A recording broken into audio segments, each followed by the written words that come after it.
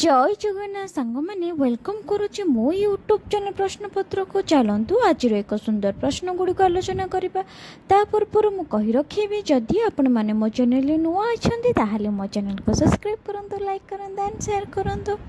चलतु आज प्रश्न स्टार्ट करवा। आज प्रश्नटी होउछि केउ शब्द केउटी शब्द नुहे। आज प्रश्नटी होउछि केउटी शब्द नुहे।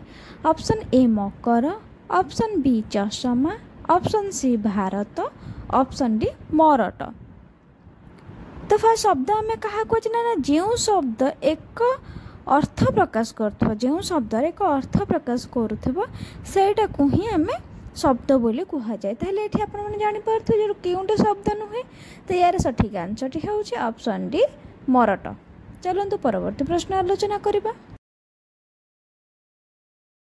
केउटी तत्सम शब्द देखु सांग मैंने परवर्ती प्रश्नटी हूँ केउटी तत्सम शब्द।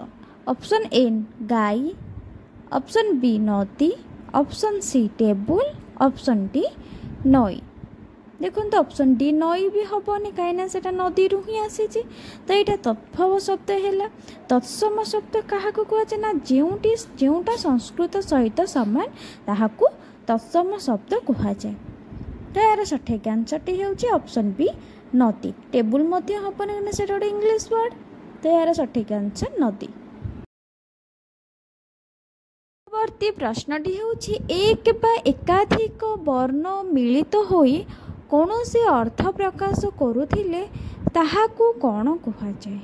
एक बा एकाधिक वर्ण मिलित होई कौनसी अर्थ प्रकाश करुथिले ताहाकू कौन कहुए। ऑप्शन ए शब्द, ऑप्शन बी वाक्य, ऑप्शन सी वाक्यांश, ऑप्शन डी पद।